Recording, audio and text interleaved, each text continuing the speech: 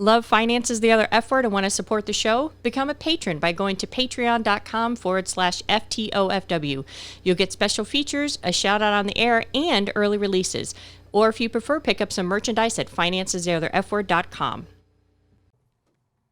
As fantastic a CFP as Mel O is, as wonderful an attorney as I am, and as good as Stormy is at whatever it is he does, please do note that anything said in our podcasts are our opinions alone and are not meant to be taken as financial or legal advice. Welcome to Finances, the Other F Word, a Gen Xer podcast for musicians and music lovers, where we discuss money and music without all the pretentious bullshit. Here are your hosts, Zoe Terry, attorney at large, Stormy Andrews, founder of Yokel Local Marketing, and Mel O, certified financial planner and author of Finances, the Other F Word. Listener discretion is advised.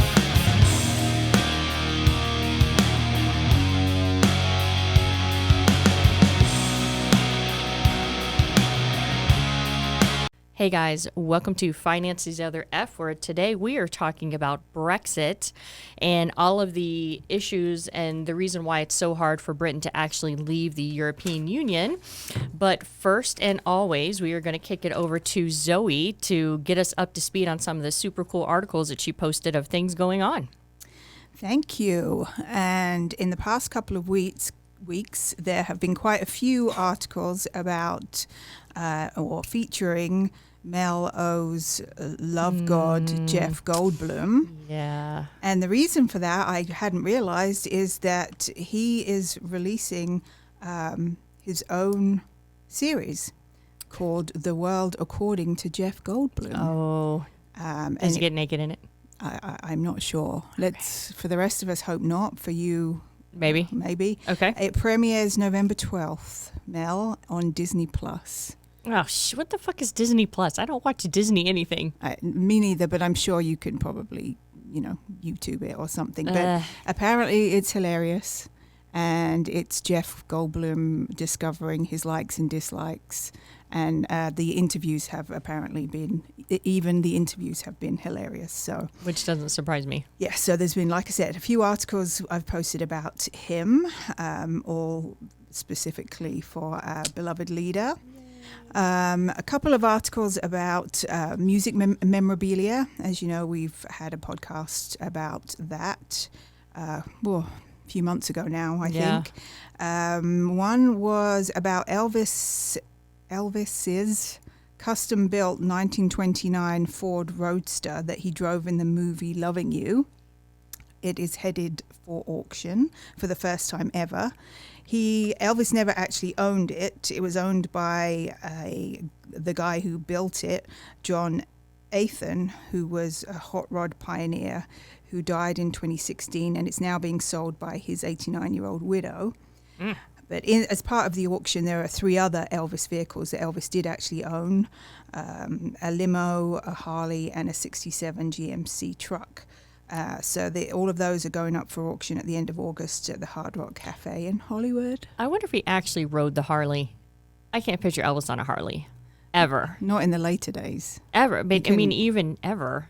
I mean, yeah. He had a Harley. I wonder if he rode it. I don't know. Yeah. I don't know if he actually sat on it, but he owned it. Yeah. And also a Ferrari once owned by Sir Elton John, a 1972 Ferrari, is going up for auction for close to $500,000 or just over $500,000. So that's not pounds, dollars? No, I actually converted it for you. Look at that. You know, but this would have been the great time to not convert it on this episode. But thank you for that conversion. I really can't win. Thank you for that conversion. That's great. There was another article I posted recently that I thought was worthy of a mention, and it's about a new micro-generation that has been named. If you were born between 1977 and 1983, you are called a Zennial. Mm-hmm. I didn't know if you knew about that, but I knew because I read the article. Well, there you go. This micro generation of it's of people that are born during the cusp years of Gen Xers and millennials had apparently an analog childhood and digital adulthood, and they possess both the Gen X cynicism and the millennial optimism and drive. Gen Xers are still better, though. Pure Gen Xers. Of course. Yeah.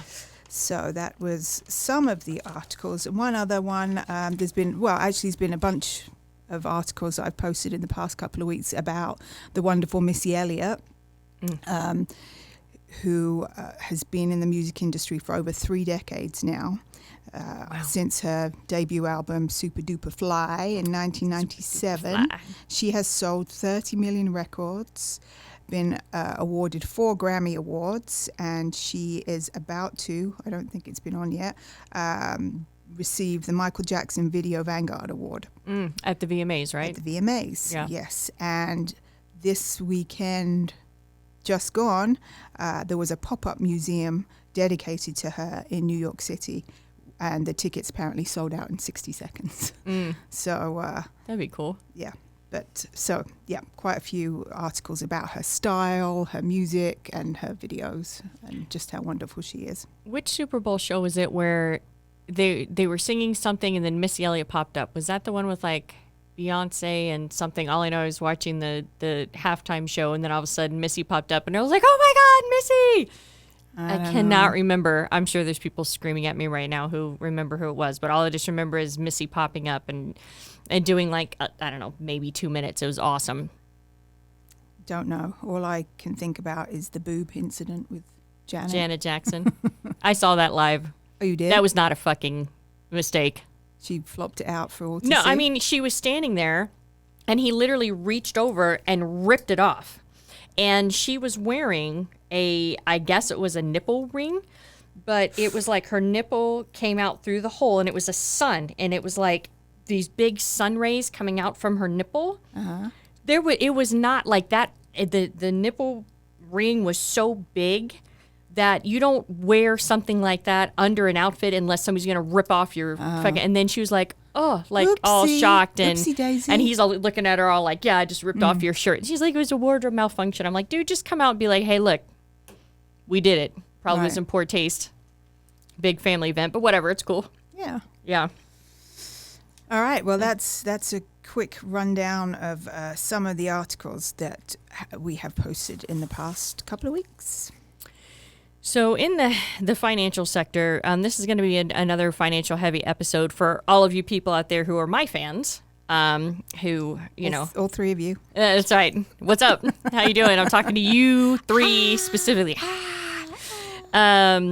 So we're going to talk a little bit about Brexit and all the economics behind it and why it's such an issue. And I touched on this slightly when I started talking about the United States national debt. And then I kind of alluded to the Greece situation, which I said I would come back and revisit with Brexit because it all kind of goes hand in hand. But since Zoe is actually, and I just breathed.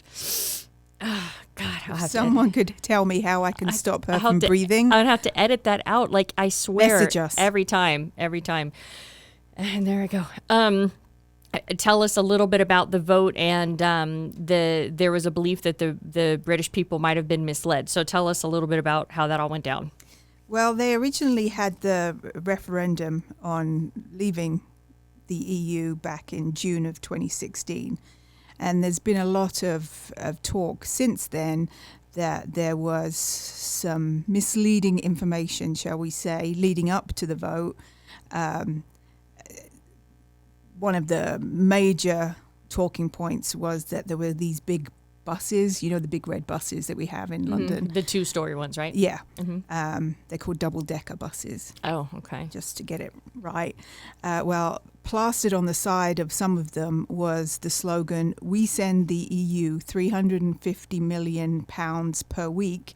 Let's fund our NHS instead. Vote leave."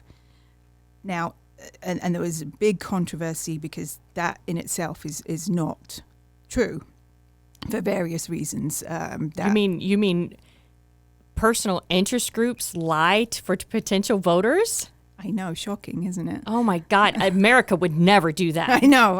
It's. I'm shocked and appalled. Yes. And also shocked and appalled that British people would be so fucking dumb that post vote and I think I know that we've mentioned this before on a different podcast, but post vote when they've voted to leave the EU, the two biggest Google searches were what is EU and what happens if we leave EU.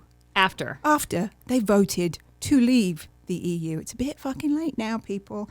But in actual fact, only 37% of the population voted to leave. The rest either voted no or didn't vote at all. So it wasn't like this huge landslide victory. Yeah, because they said a 52% majority, but that's 52% majority of the people who voted, not of, you just assume that, like in America, everybody votes, right? Sure. Yeah, exactly. So anyway, there has been and continues to be a lot of talk that people were ignorant and also misled about what they were actually voting for, and actually what what it actually would really mean for the country if we did leave the EU. Now, we joined the EU in 1973, the year of my birth, so a wonderful year for all concerned. I hear some snorting as well as breathing, if we can think of another way to stop both, that would be wonderful. But I don't know if anyone ever really thought it through. No one has ever left the EU. No full member has ever left the EU before. Mm-hmm. Apparently Greenland left in 1982, but they're a territory of Denmark. They're not, a full member in their own right. So, yeah, I think the feeling is people were voting for other reasons based on immigration issues and just other politically based issues, right? And it's just a clusterfuck. Yes. And they now have until October 31st to sort it out. Right, supposedly. Yeah. And when I heard as an advisor that the breakfast vote was coming up, I didn't breakfast? Did I say breakfast? You did. I love that. I do Let's love call breakfast. It that instead. We all love breakfast. The breakfast. It's anything to do with food. Yes, the breakfast vote. You can drink with breakfast, right? Oh God, yeah. Oh, okay, great. Bloody Mary is the breakfast of queens and kings. I don't like Bloody Marys though. Oh, I love Bloody Marys. Even mimosas, champagne gives me a headache. But so Brexit, I knew that the referendum vote was going on, but I didn't even talk to my clients about it because I thought there's no way this would ever pass. And then I woke up and it was like, hey, the UK just voted to leave the European Union. And so I sent out an email to my clients with the subject line Brexit. So that happened because I honestly thought there's just no way in hell that this is ever going to go through with all of the entanglements that they have within the European Union. And obviously I was very, very incorrect. So let's talk a little bit about trying to understand all of the key players that are involved in this, okay? So obviously the Brexit is Britain's exit from the European Union. Now, there's a couple different moving parts to this. So you have the European Union, which is consisted of 28 countries. And out of those countries, 19 of them are on the euro. So you have a European Union, and then you have a Eurozone.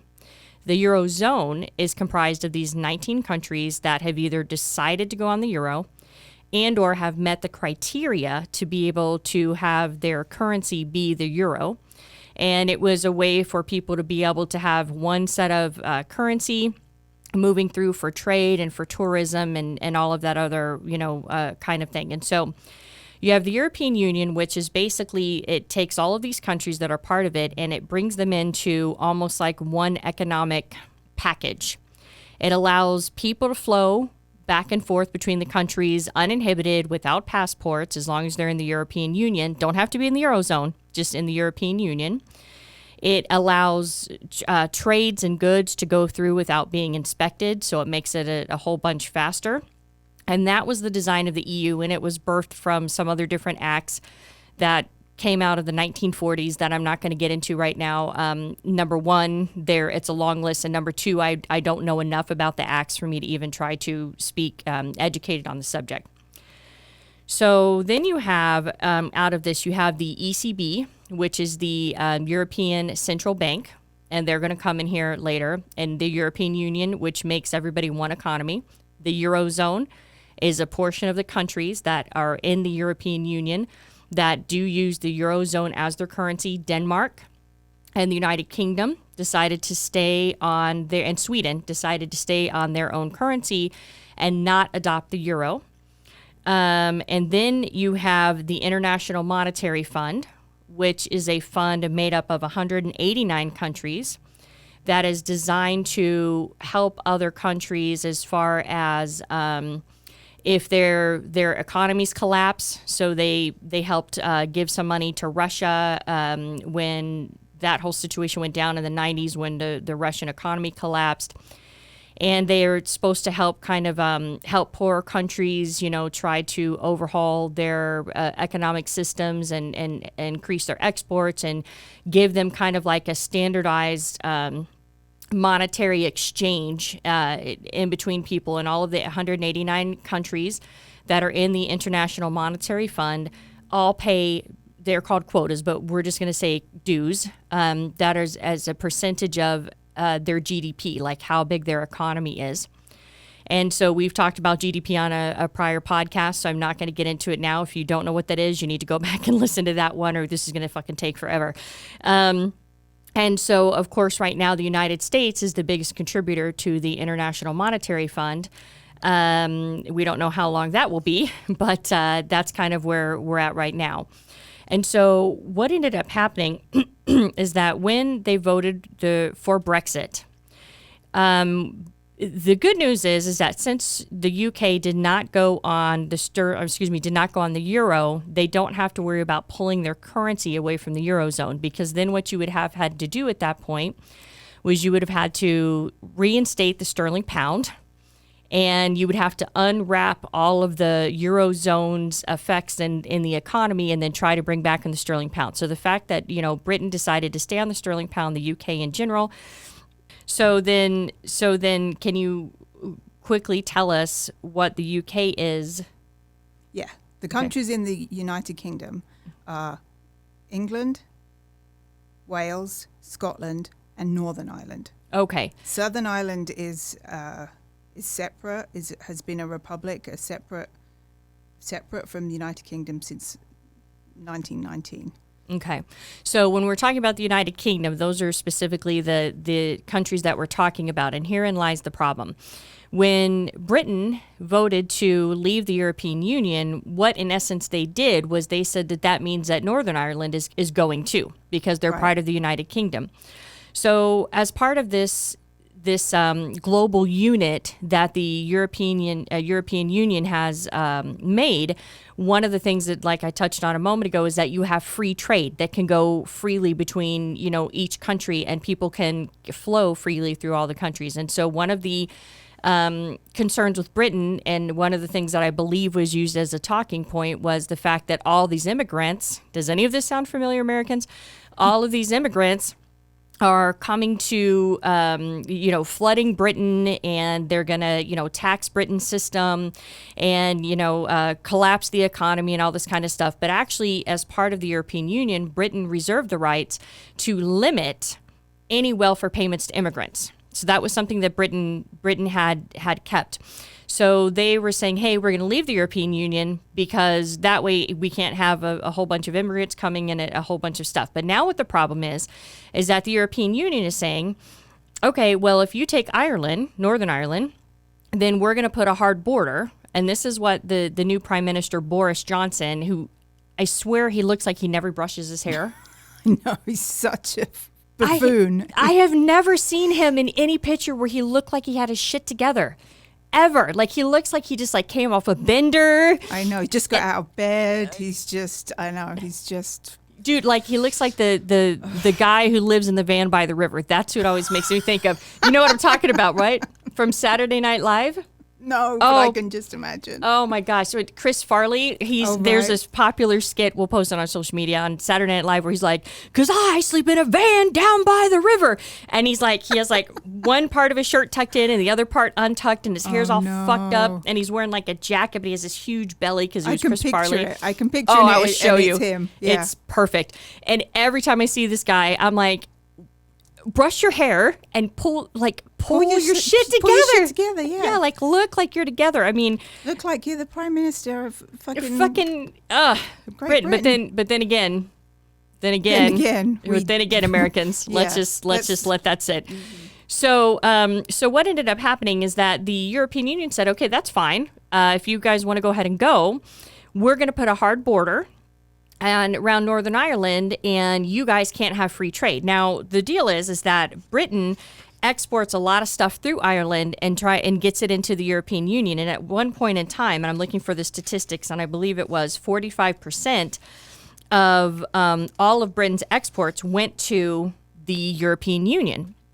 So Britain is saying you can't put a border around Northern Ireland and then make it so we can't have the free trade, because that's going to end up damaging the UK economy.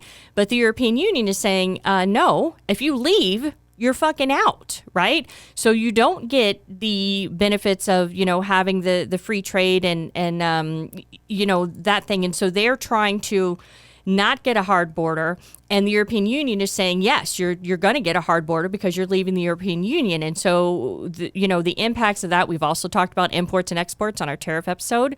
Go back and listen to that. And we've talked a lot about how imports and exports are relate to gross domestic product, which is GDP, and what is created by GDP and how it it runs the wealth of the economy. It shows what the economy is producing. And we also talked in one of our last episodes about how the debt ratio to gross domestic product to GDP can get out of balance, and then we can start having countries that are in trouble. And in that episode, I talked about that by 2020, the United States is expected to be, I think, 112 or 120% of their GDP to debt ratio.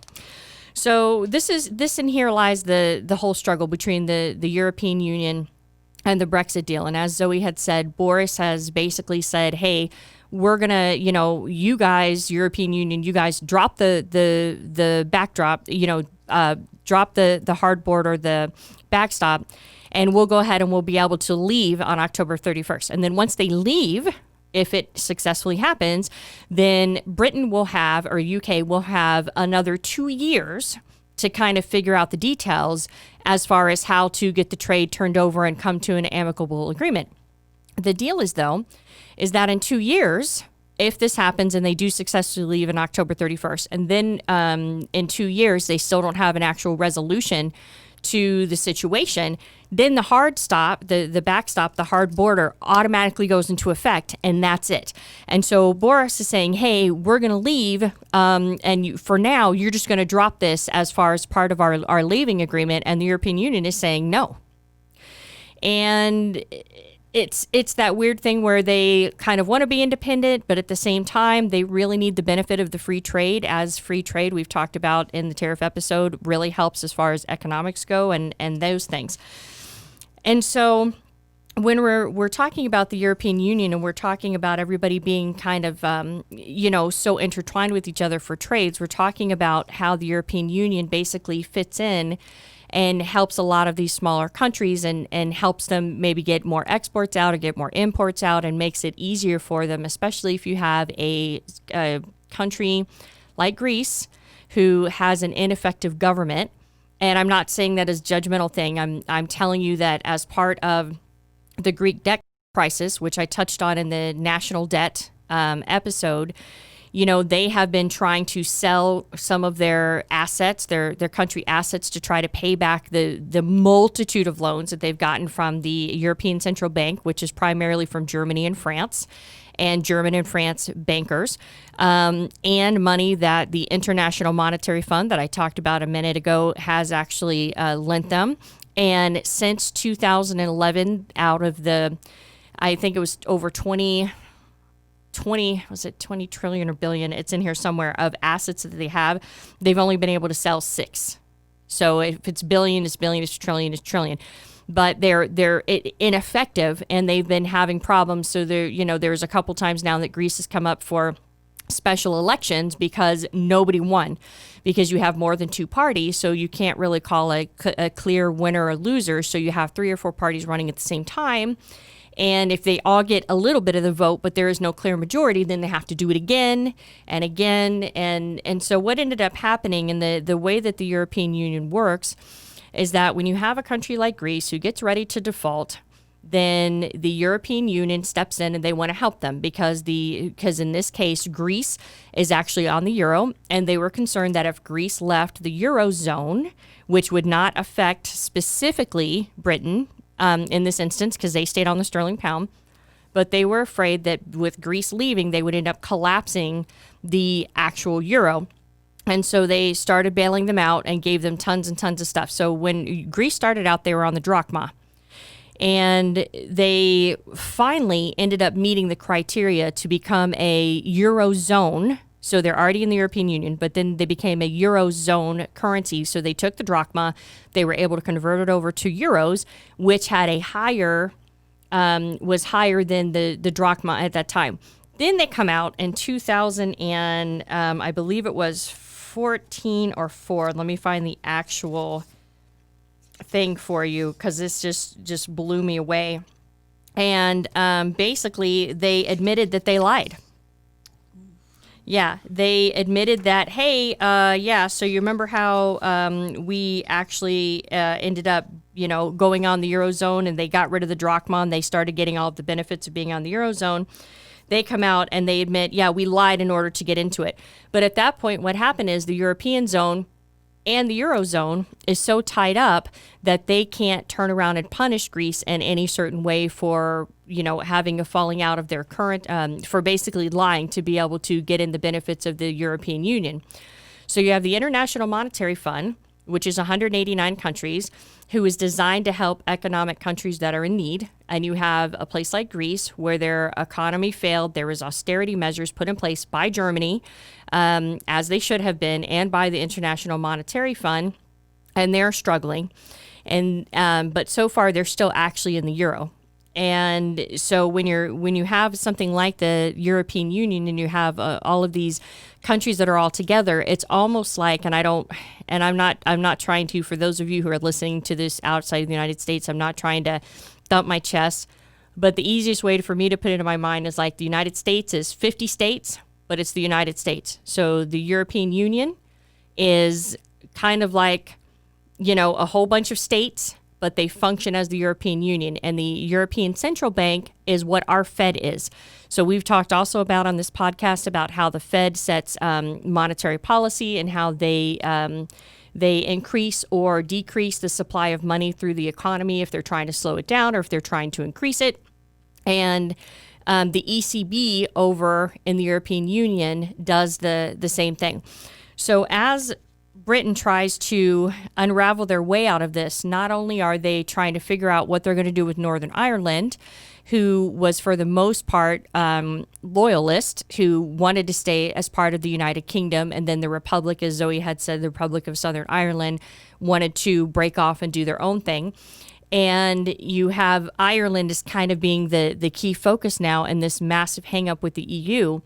And I don't know what's going to happen as of October 31st, but I just find it very hard that I just don't think it's going to happen. I don't think that they're going to be able to, that UK is going to be able to get around not having this hard border in place with Northern Ireland, and that's going to end up affecting their exports greatly unless all of a sudden they find some better way to get goods and services to other countries that are not part of the European Union, that have the same free trade policies and make it, make the trade easiest.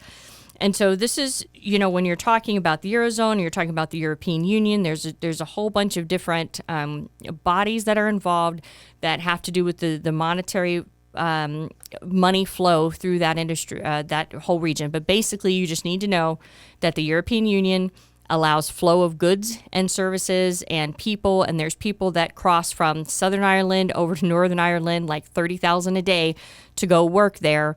And if and when the UK successfully pulls away from the European Union, they are going to basically have to reinvent now after like 4 decades or whatever.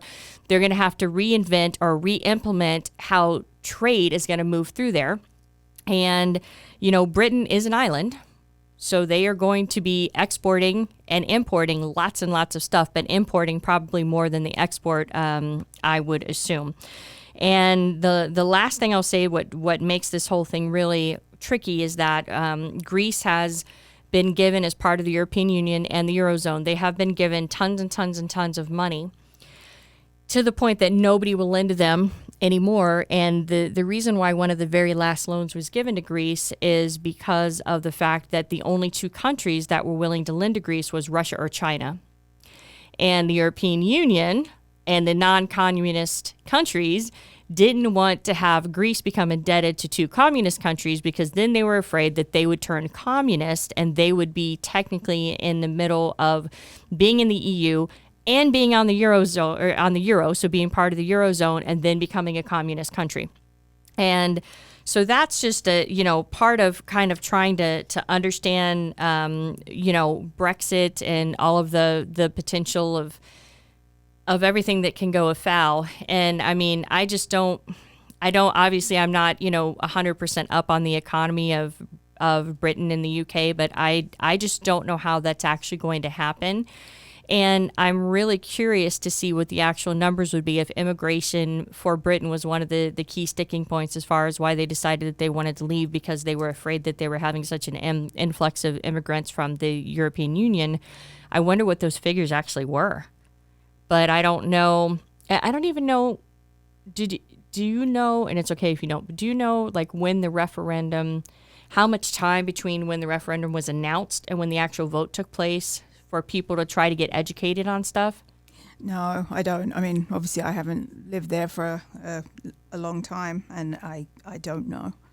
But it does kind of mirror the situation here in terms of the scaremongering that was going on there from far-right political parties about all these immigrants that for us over there were coming from Eastern European countries, and that's what they were fueling the fire between, with the people in England and, well, let's say not just England, in Great Britain, that just like certain people do over here, that leaving Brexit was going to change all that, that it was going to stop the free flow of immigrants from all these countries that were just flooding in, which, as you said earlier, we'd already opted out of various things, not just the converting to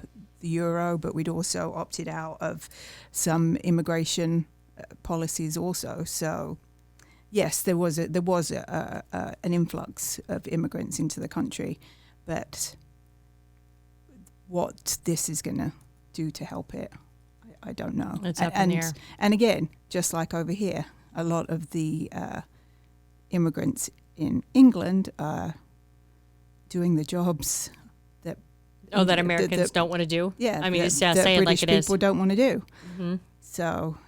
Well, and the thing that I find so fascinating about the whole immigration issue, this is nothing about politics. Obviously, immigration is a huge deal in the United States right now. But what this is actually about is we're talking about economics. Now, one of the reasons why Greece had such a big downfall is because they had the majority of their population. They had a very early retirement age, which I spoke about on a prior podcast. And I think 75% of the population-ish worked for the government. And they were all on pretty steep pensions. And 1 out of 5 people in Greece were over 65. And so you have the great generation, which was my grandparents. And, my grandma was the oldest of 9. And then you have the baby boomer generation, which is my mother, and she was the oldest of 4. Then you have me, I'm a Gen Xer. I have no kids. not planning on having kids. And then you have millennials. So what you've been seeing is this slow move from people not actually having children. So millennials, if they do have children, they're waiting later. Xers were also waiting later, but specifically the millennial generation, because they came up in the heart of 2008, as did the Xer generation. They are, sometimes not really comfortable about having a lot of kids, given the fact that, 2008, we saw this massive catastrophe. So when you look at Greece and you look at Japan, who has an aging population, you have Greece that has an aging population, and then you look at the United States. And we talked about this in our Social Security episode. The Social Security is like a pyramid where the people at the very bottom, the bulk of the people pay for the few people up top. And that's how Social Security works in a nutshell. And because the fact that Americans have been slowing as far as in the amount of children that they have been having, we started to see that there's an inversion in the pyramid for Social Security. And I'm not going to get back into that, pros and cons, go listen to that episode. But we have fewer and fewer young people paying for more and more people in the baby boomer generation that are of Social Security age, not to mention people are living well into their 90s. When Social Security was originally around, people weren't living that long. And starting in January 1st of 2009, we had 10,000 baby boomers a day retiring. And the wave got even stronger because in 2009, we had just came off 2008. At the beginning of 2009, the market still had not bottomed until March of that year. And so what you had people that delayed retirement because coming out of 2008. Now, finally, since we've had, a great economy for about 10 years in this country, give or take-ish, what we're seeing is that those baby boomers are finally starting to kind of leave the workforce, and you have less and less young people working. So if we're not having babies and we're not having immigrants come in from an economical standpoint, at some point we're going to have to change that and either start having babies, start having babies, or we're going to have to start accepting immigrants back in. And I'm not getting into I'm not going to argue with people over whatever. I'm telling you from an economic standpoint, our population is slowing. Somebody is going to need to do the jobs, because if we are not producing stuff, our GDP is going to drop. And the amount of debt that we are carrying is not going to get offset as fast as our GDP is going to drop. And this is going to be a huge deal if we cannot produce what we need to produce to be able to handle the amount of debt that we have. And in that prior podcast, I spoke to the fact that we passed the $22 trillion mark for our debt. And so this stuff is all really interconnected. And that's why we take the time to bore you with all of the details. And so now with that, what I'm going to do is I'm going to turn it over to Zoe so she can kind of round Brexit out with us from a music standpoint. Yes, given that this podcast is, after all about finances and music, yes, we posted a couple of articles in the past couple of weeks about how a no-deal Brexit would affect musicians. About a week or so ago, there was an article on Apple News about how a no-deal Brexit could adversely affect musicians traveling to the EU, because these musicians could end up facing up to $1,000 extra in bills. Not entirely sure what they mean by that, but I'll get more to that. Extra red tape, clearly, because there's not going to be freedom of movement, and 700 I meant pounds, not dollars there. And then £700 special documentation that they're going to need for their instruments, which is explained more in another article that I'll talk about in a minute. And this article explained that the music industry in the UK is worth an estimated £45 billion. Wow. So fucking with it is not a good idea, and that musicians need the ease of travel. They need to be able to move around the world, let alone just Europe. And we posted another article earlier on in the month from BBC News, which again said a no-deal Brexit is could make life very difficult for not just musicians but also the UK record companies, because it could adversely affect copyright law. So that could throw everything up in the air. Again, this article mentioned that it could cause chaos for British artists who are touring in Europe. It could be really difficult for them to tour overseas. A big portion of the article was talking about classical musicians and how they're going to need extra work permits. There's going to be delays at the borders, which there is going to be anyway. Right. All imports, exports, but for people, the difficulty that they could face getting their instruments across the continent. They mentioned the permits, which I think the other article was talking about, where they would need these £700 special documents for their instruments. This article referred to them as carnets, which they is apparently a document that they need or will need to prove that they're not trading their instruments internationally.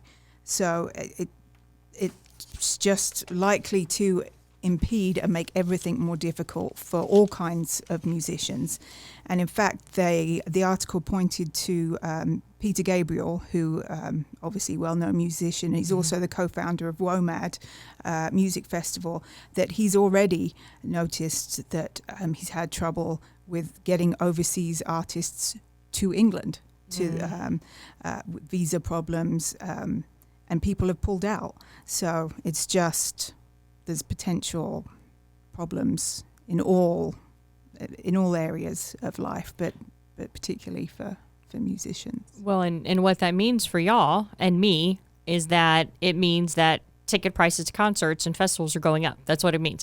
I have a friend who's a tour manager, and he would tell me that he had a briefcase that had everybody's passports and everybody's paper in it, and the briefcase never left his side. And when you're running a tour, let's just we did a festival episode, so just take everything Zoe just said and throw it on top of the overhead of that we explored as far as doing a music festival.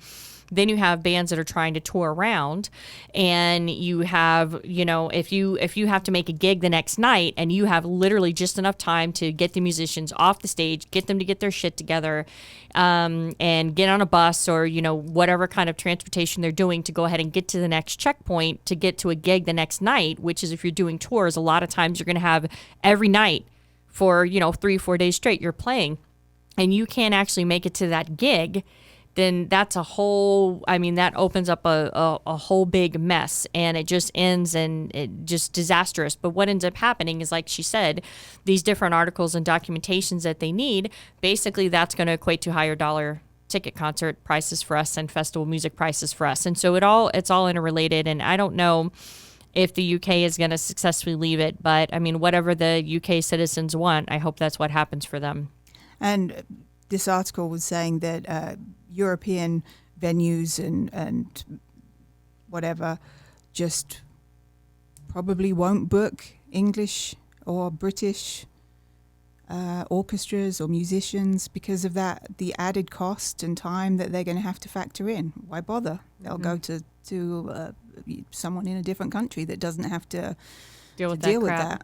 Well, and the saddest thing is, and I love classical music, is that, you have bands that cross over and they can sing in their language. Like I'm thinking of the Scorpions, they can sing in German or they can sing in English.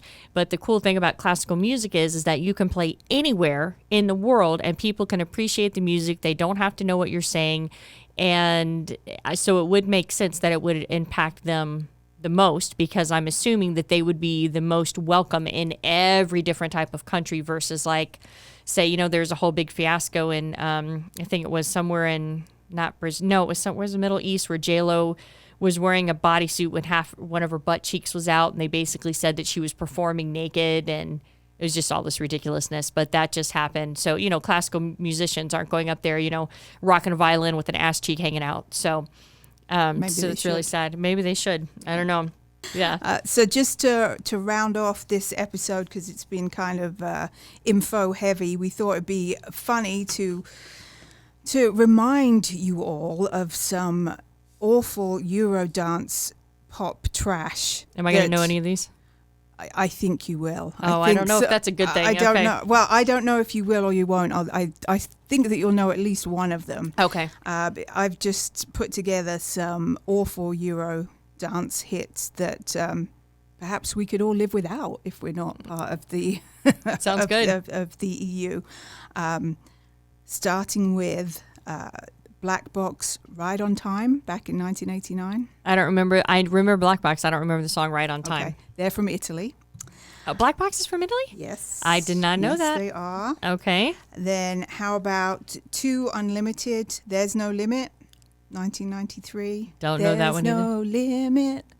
I don't know it. Yeah. No, but I'm not going to help with my singing. Like 93 to 97 was the fucking worst years in Oh, music. yeah. I swear to God. And that's not because I'm an Xer.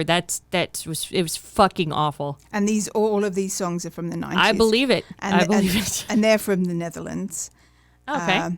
Culture Beat, Mr. Vane. Do you remember Mr. They were from Germany. That was in 93. I think I remember a song to Mr. Vane, but I couldn't. Oh, when you hear it, and all of these songs, the worst things about them are that when you hear it, you can't get it out of your head. And Oh, great. So I'll find it, put it on the playlist, but I won't listen to them. okay, you'll have to. How about Redneck's Cotton Eye Joe? Yes. Are they European? They're from Sweden. Oh, Lord, I did not know that. Yep. It ain't 19 been for Cotton Eye Joe. I've been married a long time ago. Yeah. Fucking. They Awful. played it like it was the fucking Stairway to Heaven of horrible 90s dance music. Jesus. 1994. Ugh. Sweden. Thank you, Sweden. Yes. Um, But we do have listeners in Sweden, so Yes. but we love you, but you can keep that band. You have much better. Take that band music. back. Yes. Yeah. Wigfield, Saturday Night. They're from Denmark. That was 1995. You again. I think when you play all of these, you'll remember them. Unfortunately. Unfortunately, I don't remember it. I'm glad. I know you'll remember the next one. Aqua, Barbie Girl. Yes. I'm a Barbie girl in a Barbie world. Where are they from? Denmark. I did not again, know that. Okay. Aqua. 1997. Mm-hmm. I think you're going to remember these. Oh, I hope not. Venga Boys. We like to party. We like to party. Yes. Yeah. And where Venga they from? bus is coming. The Venga bus is coming. Look, and I've even got the head bit going. Yeah, all I remember is the we like to party. Where are they from? Netherlands. And the last one of the most in your brain songs, Eiffel 65, Blue Dabba Dee Oh, Babba Da. yes. 1999, they're from Italy. From Italy too. Mm-hmm. Oh my God. So thanks, Europe. Yeah, thanks European Union for that horribleness. You can take all that shit back, Yes, please. you can take it all back. Take it all back. All right. Anything else to add, or are we out? I think we're out, other than you can find all of those joyous tunes on our Spotify playlist. Yes, search under Mel O CFP. And then, of course, if you guys have any questions as far as about the show or any financial questions, you can always hit us up on social media or shoot me an email at mel@hotmoongear, HOTMOONGEAR.com. Mel@hotmoongear.com. And we will see you in the next podcast. Cheerio. Thanks for listening. If you like us, subscribe wherever you get your podcasts.